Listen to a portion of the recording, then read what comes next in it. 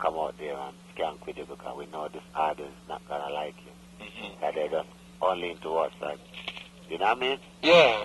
Another thing about going places that I wonder about clubs and stuff is, I got the Rub-a-Dub 10-inch here, and it says, P.S. Dread at the Controls records are not for nightclubs displaying signs saying, no hats, no tans. By order of Mikey Dread. What's that all about, man? Okay, like in England, they have some clubs. One is called All Nations, and a few of those. Yeah. Who detest people coming in there wearing a hat, or a cap, or a tam. And as a Rasta, sometimes you don't really want to have your dreadlock hanging out, you know? Yeah, you don't want to flash. Yeah, sometimes you just want to tuck it in and wear a beaver hat or a kangal or a cap or whatever, which is part of your dress. So I think, you know what I mean, there's no way you can carry a gun under your hat or a knife or something. Yeah. Or some herb. But that's the fear in the clubs, eh? Yeah, they have this thing, man. I mean, they take it off and search it, but they still want to, like, say they don't wear it. Yeah. And I say, I'm not supporting those clubs. I don't care for them to play my music if they're kind of trying to be isolating people like us from going there. Yeah. That's just our style, you know what I mean? Mm-hmm. It's like a prejudice towards the Rasta man because the dreadlocked image is sort of become an evil thing in places. Yeah, it's like black clubs, man. No, white club is a black man affair. Black people are trying to keep out Rasta and things, so I never really like support that, you know what I mean? Sure. They say, well, you don't have to play my record, and if I hear you play my record and I come in that club, I go and just break it up, man. Don't buy my song. It's just another cultural barrier. Yeah, you know, too much resilience to certain things which we want to go through because, you know what I mean? Yeah. If you go into your bed, then you take your hat off, man, or you in the shower. Yeah. Or you go to church or something like that, a funeral or something, you know? Yeah, good respect. What about the genesis of Mikey Dread? What were you doing? Well, you were a DJ first. DJ first and foremost, huh? Yeah, well, I'll usually have a sound system. Yeah. And I used to play at clubs and parties. After that, I went to college and studied electrical engineering. Oh, yeah. At the College of Arts, Science and Technology in Jamaica, Kingston. But while I was studying electrical engineering, I got really to love broadcast electronics. Just like us. So I tried to get into the national station, you know? Yeah. And I went there to do transmitter engineering. Yeah. And then we decided to stay in the broadcast area, like in the studio, for 6 months just to see the operation. Yeah. I got there, I loved it, and I got stuck there. So you were hooked. I didn't want to go because there was a void which I needed to fill. Yeah. In Jamaica at that time, radio used to sign off at midnight and go on back on the air at 4:45. Mm-hmm. So between midnight and 4:45 every day, there was just silence, dead air, yeah. Right? So I persuaded my bosses, my superior, you know, if they don't think radio should go 24 hours a day. I was from Port Antonio, which is from the country, right? Mm-hmm. And living in Kingston, I never really have a lot of nocturnal activities. Yeah. You know, I never really have a lot of girls to go look for, take to the movies, you know what I mean? Mm-hmm. I never even have the money to do it. So I said, well, I would volunteer and work nights. So the guy said, okay, do it. So I started working Monday to Saturday. Yeah. And then I would be off on a Sunday. And was that some of the first reggae music that was being broadcast on national radio in Jamaica? Yeah, well, we originate the reggae format for broadcasting with the jingles and things. That's great. You know what I mean? So they thought, well, nobody was listening, so, you know, you can do what you want to do. They didn't, like, pick my program for me. Mm-hmm. So what I did is, like, also in those days, the microphone and everything was in a different room, like a news booth. Yeah. And the controls and the turntables and the card machine was on a different side with no mic. So in order to get a voice to be heard, I had to, like... run in and announce? No, I had to just tape certain little things, man. Oh, so that's how the jingles... Is that how the jingles started? Yeah. Yeah. I taped some little one-liners I have my friends who read the news on the TV, do some like have some female voices. I write all of them for myself. Yeah. Except the ones that Big U did. Mm-hmm. I write them and I have different voices saying them. Because at that time I never really want to push myself and make people think, oh man, he only want to hear himself, he's only into himself.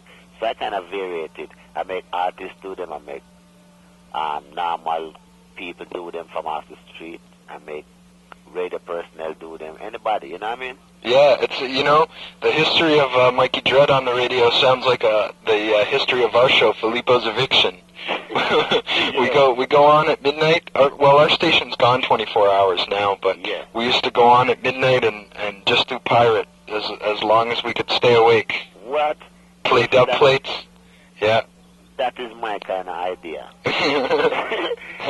Well, we'll have to send you a tape of our show, definitely. Please, man. Okay. We support things like this, you know. Yeah, we encourage these kind of things. Yeah, we do our own jingles. We were in the studio last night, going back in tonight before we go on to make some more. Yeah, man. So you have samplers now, so you can't even sweeten them up, you know. Oh, we don't have samplers.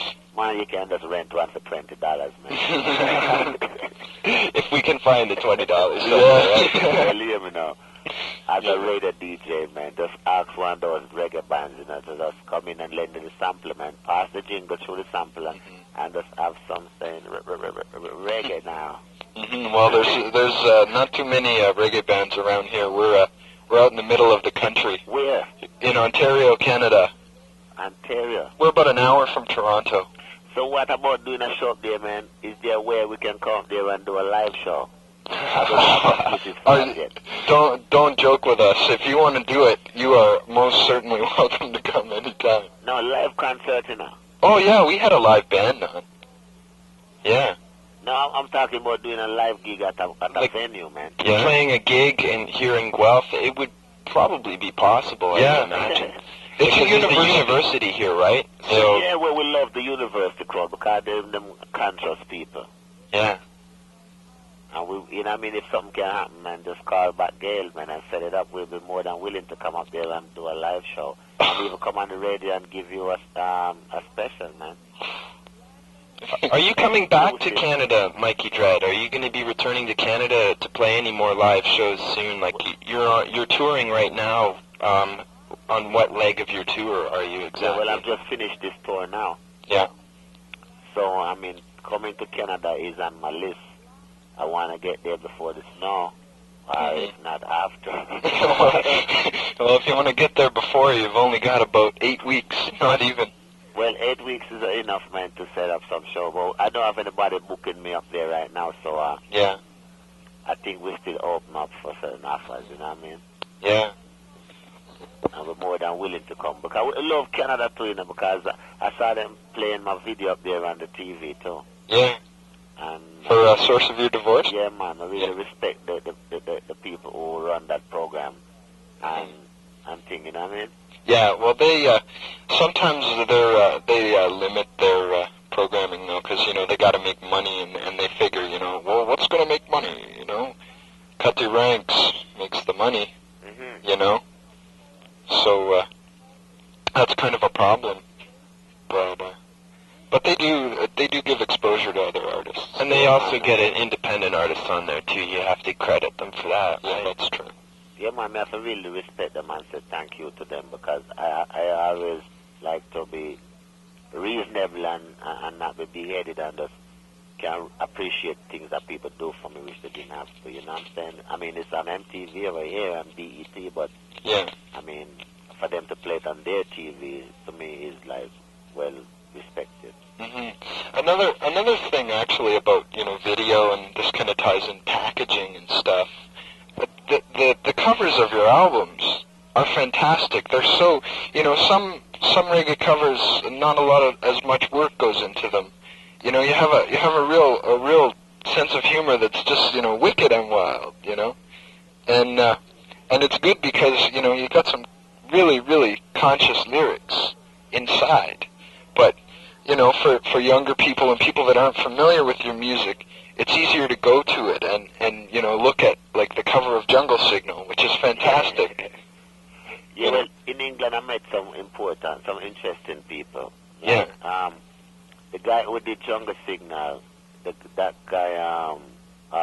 did World War III. Yeah. And he did Dub Catalog and Dub Merchant and mostly Alamo things. Yeah. He used to work with an advertising firm. Yeah. And he was somebody I could sit with and give him a little sketch. And I was always surprised with when he put it to reality, man. Yeah. You know, his name is George. He was George really Williams, eh? It says here. Yeah. Oh, George Lawrence. Yeah, Yeah. George Lawrence, man. It's a great guy, you know what I mean? He did a lot of good work for me on my sleeve. Because I just tell him, like, okay, George, I want some lions, like, in an orchestra, man. I want them to be, like, you know, playing, and I want them to look funny, you know? And he just come up with, like, 6 different ideas, and we just say, and he started coloring them using his Pantone colors and said, oh, you like this, huh? Okay, oh, you like that, and we just work through that. Some artists like just give you one idea and just expect if you just accept it and just give them $2,000. Yeah. And we don't like to work like that. No. I like to give them an idea, and they come up with my ideas in different ways, and also their ideas, and then we try to look at both of them and say which one is best. Mm-hmm. Plus, another thing which I try to use is, like, to keep my name written in my logo all the while. Yeah. So, you know, whenever you see a Mikey Dread. Unmistakable. Like the Dread at the Controls T-shirt is fantastic. The T-shirt? Yeah. You have one of them? Yeah, we both own the best T-shirt I think I've ever purchased, and not expensive either. Like, I have mine on right now too. Yeah. Yeah, it's good to go to a gig and see a T-shirt for less than $20. Yeah, man, we're trying enough to really make it accessible to people still. Yeah. But we need to get out to more people, because I don't really tour a lot. So, you know, a lot of people still maybe aware of my music, but never seen me work live too. Yeah. So are you based in New York now, or? No, we live in America, but yeah, we work out of all ports, you know, because like in the summer, like June and July, I was in England and Europe. Mm-hmm. We did some shows over there, some big festivals, me, Ziggy Marley, I-Trees, Wailers, Kid Creole and the Coconuts, like, yeah, you know, 40,000 people. So we do a lot of European gigs.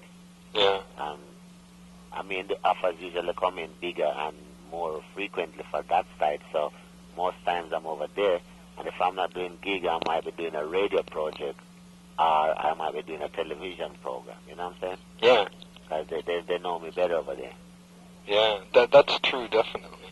Do you have a large following in the Caribbean, or is it mainly an underground following? I never toured the Caribbean. I think they should know about me. I've never toured that area. They should or they shouldn't know about it? They should. Yes. I know they do, but I've never had the opportunity of playing any Caribbean dates. Yeah. Because most times I meet more American and British and Scandinavian, mm-hmm, Finland, European kind of people than I meet other people from the Caribbean. Mm-hmm. And these are the ones I meet are the ones who I say, yeah, we got to bring you over here. Yeah. The Caribbean ones are too close, man. They don't invite me, man. They just think he's going to show up on his own. Yeah. Lee Perry's based in Europe now, isn't he? Yeah, I heard so. I don't know for sure, but I think he is. Mm-hmm. So it's a hot spot for reggae artists. Yeah, they're into the cultural thing. Like the dance art thing don't really work in Europe. They have to have a message like consciousness. Yeah. Like my kind of music, like fear, like that kind of consciousness, culture. Those kind of groups go well in Europe because those people, they have a history. Mm-hmm. They want certain things to really keep the vibes up.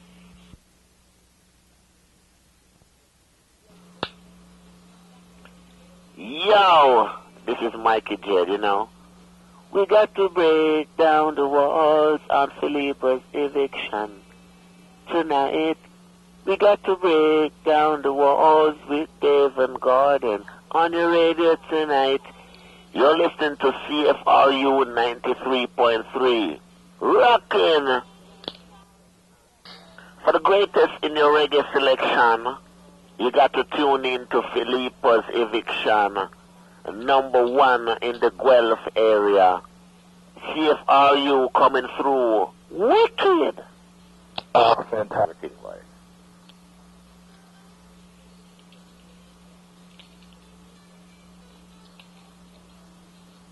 is CFRU, with programming and music designed for people like you.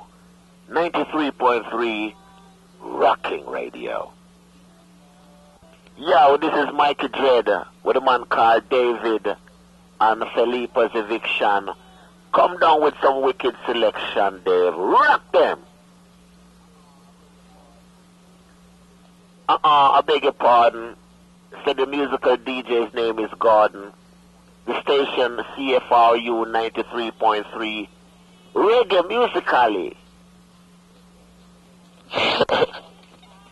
Alright, let's hear this one now. General jingle this now. Okay. CFRU plays hit after hit after hit. Excellent. Alright. Wild. Okay.